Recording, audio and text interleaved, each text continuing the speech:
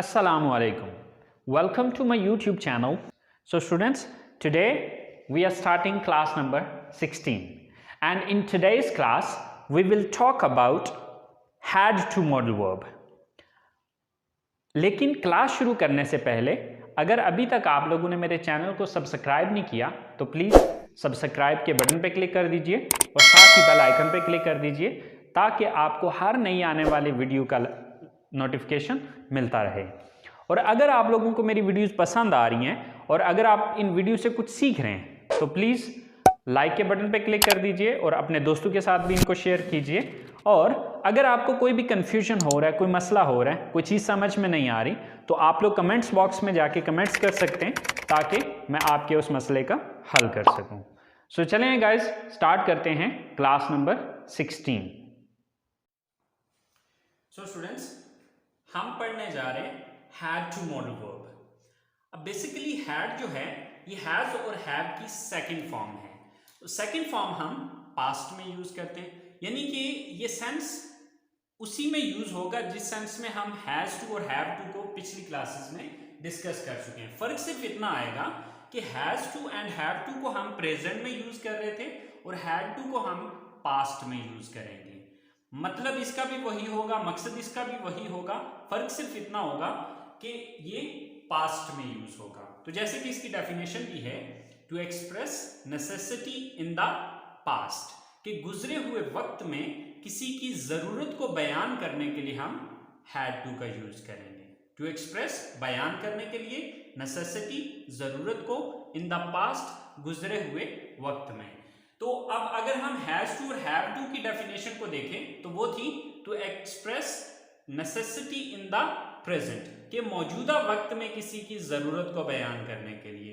तो डेफिनेशन इसकी भी वही है, फर्क सिर्फ इतना है कि प्रेजेंट की जगह यहां पर अब पास्ट आ है। अच्छा, अब उर्दू जुमलों में इसकी पहचान क्या होती है? उर्दू जुमलों के आखिर में ना था, नी थी, ने थे, या पढ़ता था, पढ़ती थी, पढ़ते थे, या पढ़ा, पढ़ी, पढ़े वगैरह आता है। यानी कि इन तीनों में से ना था, नी थी, ने थे, या पढ़ता था, पढ़ती थी, पढ़ते थे, या पढ़ा, पढ़ी, पढ़े, इन तीनों में से कुछ भी एंड पे आ सकता है। लेकिन इंग्लिश में जो इसकी स्ट्रक्चर होगी या जो सेंटेंस बनेगा वो एक ही तरीके से बनेगा।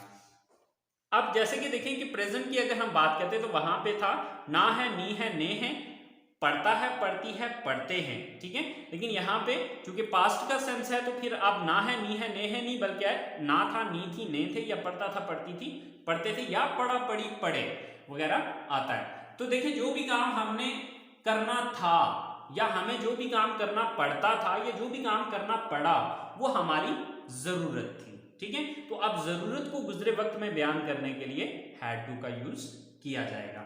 अब मसलन ना था, नी थी, ने थे का सेंस अगर हम लेते हैं तो मिसाल के तौर पे मैंने कॉलेज जाना था, उसने किताब खरीदनी थी, हमने क्रिकेट खेलना था, उस्ताद ने क्लास लेनी थी। तो अब इन सेंटेंसेस के आखिर में देखें ना था, नी थी, ने थे आ रहे हैं। इसी तरह से जैसे कि मुझे सुबह जल्दी उठना पड़ता था, अब पढ़ता था के एंड पे ता था आ रहा है। इसी तरह से हमें हर हफ्ते टेस्ट देना पड़ता था, उन्हें हर महीने फीस अदा करनी पड़ती थी। तो अब पढ़ता था, पढ़ती थी, पढ़ते थे होगा तब भी हम हैड टू मॉडल वर्ब का ही यूज करेंगे। इसी तरह से पढ़ा, पढ़ी, पढ़े। अब अगर पढ़ा, पढ़ी, पढ़े भी जुमले के एंड पे आ रहा होगा तो तब भी हम हैड टू मॉडल वर्ब का ही यूज करेंगे। मसलन हमें कल अपने दोस्त से मिलना पड़ा, उसे अपनी फीस अदा करनी पड़ी, उसे अपने नाराज दोस्त को मनाना पड़ा। तो मतलब इस तरह के पढ़ा, पढ़ी, पढ़े वाले जो सेंटेंसेस होंगे वहां पर भी हम हैड टू मॉडल वर्ब का यूज करेंगे। तो स्टूडेंट्स, इसकी जो स्ट्रक्चर है वो बिल्कुल वैसे ही है जिस तरह हैज टू और हैव टू की थी, लेकिन वहां पर फर्क सिर्फ इतना था कि सब्जेक्ट डिफरेंट आ रहे थे। अब जो हैज टू मॉडल वर्ब था वहां पर ही, she, it and single name use होता था एज अ सब्जेक्ट, और जब हैव टू मॉडल वर्ब था तो वहां पर आई, वी, यू, दे और प्लूरल नाउन यूज होता था। लेकिन हैड टू मॉडल वर्ब सबके साथ यानी कि सब जो भी सब्जेक्ट्स होंगे सबके साथ हैड टू मॉडल वर्ब ही आएगा। तो सबसे पहले सब्जेक्ट आएगा, then had to modal verb, then first form of the verb and then object और अदर वर्ब और there is a full stop at the end. So students sentences को बना के देखते हैं। जैसे कि हमारे पास सबसे पहला सेंटेंस है कि मैंने अपने दोस्त से मिलना था, या मुझे अपने दोस्त से मिलना पड़ता था, या मुझे अपने दोस्त से मिलना पड़ा। इन तीनों सूरतों में जो सेंटेंस बनेगा वो एक ही, इंग्लिश में सेंटेंस एक ही होगा लेकिन वो एक ही सेंटेंस ये तीनों मतलब दे रहा होगा। तो चलें देखते हैं। मैंने अपने दोस्त से मिलना था, या मुझे अपने दोस्त से मिलना पड़ता था, या मुझे अपने दोस्त से मिलना पड़ा। तो सबसे पहले देखना है सब्जेक्ट कौन है। सो सब्जेक्ट कौन है? मैं, I, then had to, I had to, then verb क्या है यहां पे, काम कौन सा है?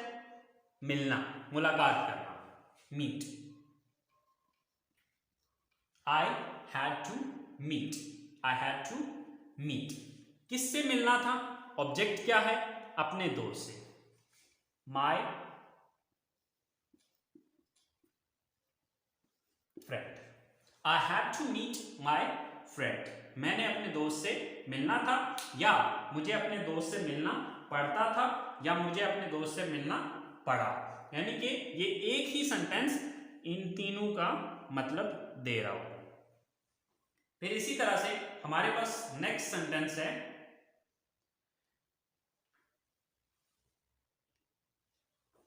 उन्हें सुबह जल्दी उठना था, या उन्हें सुबह जल्दी उठना पड़ता था, या उन्हें सुबह जल्दी उठना पड़ा। अब इन तीनों सेंटेंसेस की जो इंग्लिश बनेगी वो एक ही होगी। सो सब्जेक्ट कौन है? उन्हें, यानी कि वो ज्यादा, तो वो ज्यादा की इंग्लिश क्या है? They. Then had to, they had to. Verb, काम कौन सा करना पड़ता है उन्हें, या कौन सा करना था? उठना या जागना, get up. They had to get up, सुबह जल्दी, early in the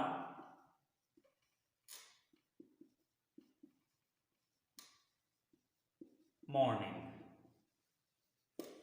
So they had to get up early in the morning। अब यही एक सेंटेंस जो है ये तीनों इंग्लिशेस दे रहा है। उन्हें सुबह जल्दी उठना था, उन्हें सुबह जल्दी उठना पड़ता था, या उन्हें सुबह जल्दी उठना पड़ा। इसी तरह से हमारा लास्ट या तीसरा सेंटेंस है, हमें अपना कोर्स मुकम्मल करना था, या हमें अपना कोर्स मुकम्मल करना पड़ता था, या हमें अपना कोर्स मुकम्मल करना पड़ा। सो सब्जेक्ट कौन है यहाँ पे? हम, यानी कि कोर्स किसको मुकम्मल करना था? हमें। So we, then had to, we had to. Verb क्या है यहाँ पे? मुकम्मल करना, complete. We had to complete। अब क्या मुकम्मल करना था? अपना कोर्स, यानी कि ऑब्जेक्ट क्या है? अपना कोर्स, और course. So we had to complete our course. हमें अपना कोर्स मुकम्मल करना था, या हमें अपना कोर्स मुकम्मल करना पड़ता था, या हमें अपना कोर्स मुकम्मल करना पड़ा। तो स्टूडेंट्स ये तरीकाकार है हमारे पॉजिटिव सेंटेंसेस का। तो अब सेंस इन तीनों में से ना था, नी थी, ने थे, पढ़ता था, पढ़ती थी, पढ़ते थे, या पढ़ा, पढ़ी, पढ़े, इनमें से कोई भी सेंस हो सकता है। देखिए मैंने सिर्फ 3 सेंटेंसेस बनाए हैं, अब ये थाउजेंड्स ऑफ सेंटेंसेस जो है वो इससे बनते हैं। तरीकाकार यही है, मेन आपकी ये स्ट्रक्चर है। अगर आप इस स्ट्रक्चर को समझ लेते हैं तो आपके लिए वो 1000 ऑफ स्टेटमेंट्स बनाना कोई प्रॉब्लम नहीं है। हाँ, अब मसला बचेगा पीछे वोकैबुलरी का। तो वोकैबुलरी आप वो डिफरेंट बुक से ले सकते हैं, मुख्तलिफ डिक्शनरीज। आजकल तो मोबाइल फ़ोन में इस तरह की ऐप्स आ गई हैं कि आप उन ऐप से जो है वो वोकैबुलरी ले सकते हैं। इंशाल्लाह मैं भी जल्दी जो है वो वोकैबुलरी की जो है वो लेसन वो भी दूंगा, बट उसके लिए थोड़ा सा शायद वक्त लगे, लेकिन वो भी मैं इंशाल्लाह साथ स्टार्ट करूंगा। बट आपने कोई भी सेंटेंस बनाना है तो अब उसकी जो है वो गूगल में जाके सर्च कर लें उसकी इंग्लिश, या फिर आप डिफरेंट डिक्शनरीज को कंसल्ट करें, वहां से आपको मिल जाएगी। लेकिन मेथड यही रहेगा, जो स्ट्रक्चर रहेगी वो यही रहेगी। ये मेन चीज है आपकी, आपने अंडरस्टैंड करना है इस चीज को। सो आई होप सो आपको पॉजिटिव सेंटेंसेस की समझ आ गई होगी। तो चलें अब बात करते हैं इसके नेगेटिव सेंटेंसेस की। स्टूडेंट्स, नेगेटिव बनाने के लिए अब इसकी स्ट्रक्चर क्या होगी, subject plus did not plus have to plus first form and then object. अच्छा, अब आपके जहन में एक सवाल आ रहा होगा, वो सवाल ये आ रहा होगा कि सर आपने बताया था कि हम पास्ट में सेकंड फॉर्म यूज करते हैं, तो अब हैव तो फर्स्ट फॉर्म हो गई है, तो अब सेकंड फॉर्म यहां पर किधर रही? तो सेकंड फॉर्म यहां पर भी यूज हो रही है, लेकिन सेकंड फॉर्म यहां पर डिड आ रही है, ठीक है। तो यहां पर हमने did as a second form use किया है। डिड बेसिकली डू और डज की सेकंड फॉर्म होती है। अब देखिए प्रेजेंट में हम डू नॉट या डज नॉट लगा रहे थे, ठीक है, क्योंकि वो प्रेजेंट था और प्रेजेंट में हम फर्स्ट फॉर्म यूज करते हैं। अब चूंकि हम पास्ट में जा रहे हैं, तो पास्ट में जाने के लिए हमें डू और डज की सेकंड फॉर्म यूज करनी पड़ेगी। अच्छा, अब एक सवाल यहां पर यह भी पैदा होता है कि सर अगर हम यहां पर डू और डज ही रहने देते और इसको हैड टू कर लेते, तो ऐसा नहीं होता। असल में होता यह है कि सेंटेंस के अंदर आने वाला जो पहला वर्ब है, चाहे वो हेल्पिंग वर्ब हो, चाहे वो रियल वर्ब हो, या चाहे वो मॉडल वर्ब हो, ठीक है, जो भी पहला आने वाला वर्ब है, फर्स्ट सेकंड फॉर्म या थर्ड फॉर्म का जो फार्मूला है वो अप्लाई होता है आने वाली जुमले के अंदर आने वाले पहले वर्ब पे। तो अब चूंकि इस जुमले के अंदर अगर हम वर्ब देखें तो वो चाहे हेल्पिंग वर्ब है, तो आने वाला जो भी पहला हेल्पिंग वर्ब है, तो पहला हेल्पिंग वर्ब या पहला वर्ब जो है वो हमारे पास डू और डज आ रहा था। तो डू और डज की सेकंड फॉर्म क्या है, डिड है। तो इसलिए अब यहां पर हमने इसकी सेकंड फॉर्म लगा दी और आगे हमने हैव टू में कन्वर्ट कर दिया। अब इसको हैव टू में कन्वर्ट इसलिए किया क्योंकि एक ही सेंटेंस के अंदर हम दो सेकंड फॉर्म में इकट्ठी यूज नहीं कर सकते, क्योंकि अगर हम यहां पर भी डिड रखते हैं और यहां पर भी हैड कर देते हैं तो क्या होता कि डिड भी सेकंड फॉर्म और हैड भी सेकंड फॉर्म, तो वो जो ग्रामर का एक फॉर्मूला है तो वो गलत हो जाता है, ठीक है। तो अब क्या है कि इसको हमने सेकंड फॉर्म में कन्वर्ट कर दिया और ये आगे हमने इसको फर्स्ट फॉर्म में कन्वर्ट कर दिया, ठीक है। तो अब जो नेगेटिव सेंटेंसेस हैं, नेगेटिव सेंटेंसेस के अंदर हम हैड का यूज नहीं करेंगे, ठीक है। क्यों? क्योंकि इसकी जगह पे हमने सेकंड फॉर्म यूज कर लिया डिड। तो डिड जो है, यानी कि ग्रामर का ये रूल है कि सेकंड फॉर्म जुमले में सिर्फ एक बार यूज हो सकती है, ठीक है। तो जब ऑलरेडी डिड सेकंड फॉर्म आ चुकी है तो फिर ये हैड नहीं आ सकेगा, क्योंकि हैड भी सेकंड फॉर्म है। तो इसलिए हमने किया ये है कि यहां पर हमने डिड यूज कर लिया और यहां पर हमने हैड को हैव में यानी कि फर्स्ट फॉर्म में कन्वर्ट कर दिया। तो देखते हैं आप इसकी कुछ सेंटेंसेस को बना के।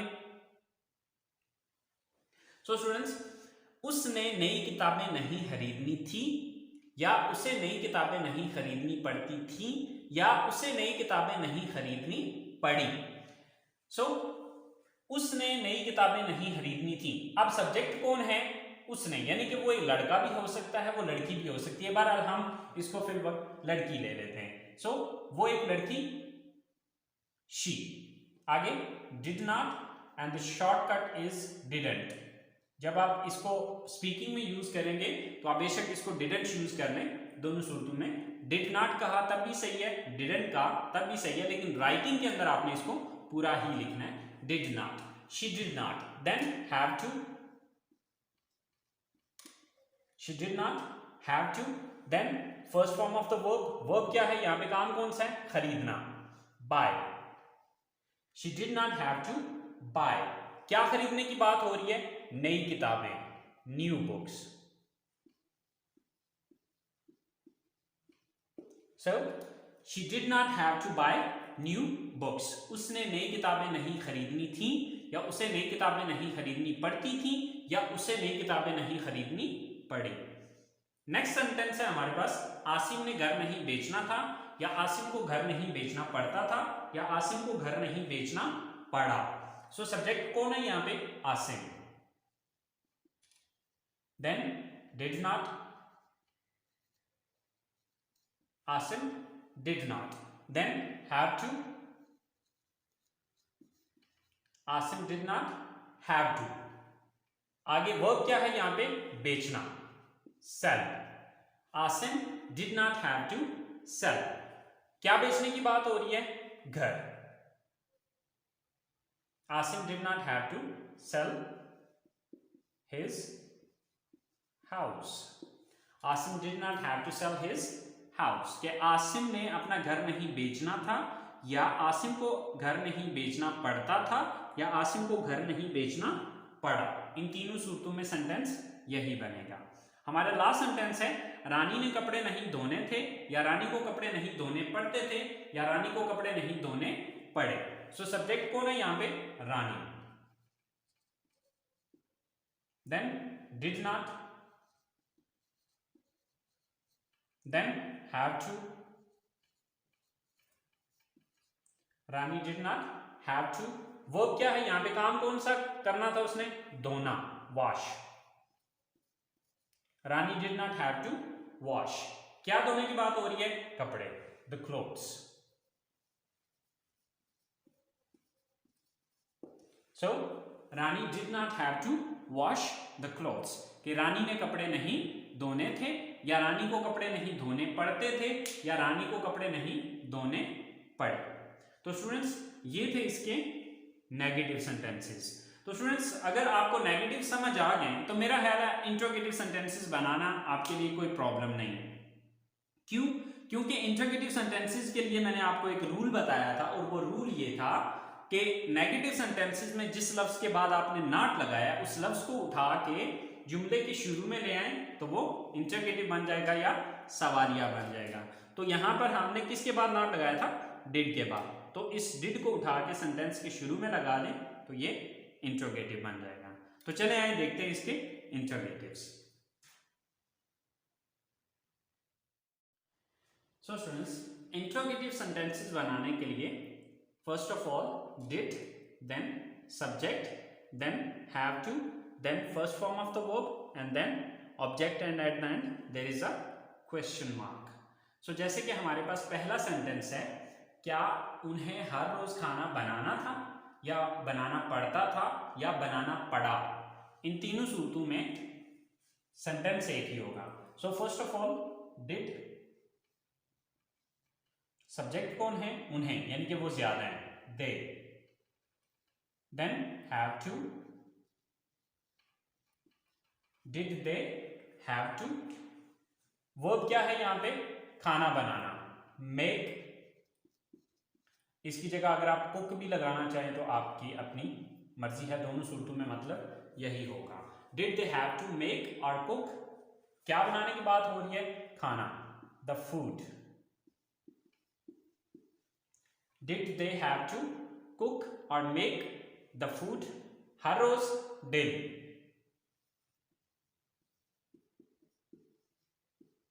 सो did they have to make the food daily. क्या उन्हें रोजाना खाना बनाना था, या बनाना पड़ता था, या बनाना पड़ा. इसी तरह से क्या आपको हर हफ्ते टेस्ट देना था, या देना पड़ता था, या देना पड़ा. So first of all did, sorry, then subject कौन है, आप, you. Then have to, did you have to. Then verb क्या है यहां पे, टेस्ट देना, गिव, देना, गिव टेस्ट, हर हफ्ते, every week. Did you have to give test every week. क्या आपको हर हफ्ते टेस्ट देना था, या क्या आपको हर हफ्ते टेस्ट देना पड़ता था, या क्या आपको हर हफ्ते टेस्ट देना पड़ा. इसी तरह से हमारा लास्ट सेंटेंस है, उसे क्यों अपना घर छोड़ना था, या उसे क्यों अपना घर छोड़ना पड़ता था, या क्यों उसे घर अपना छोड़ना पड़ा.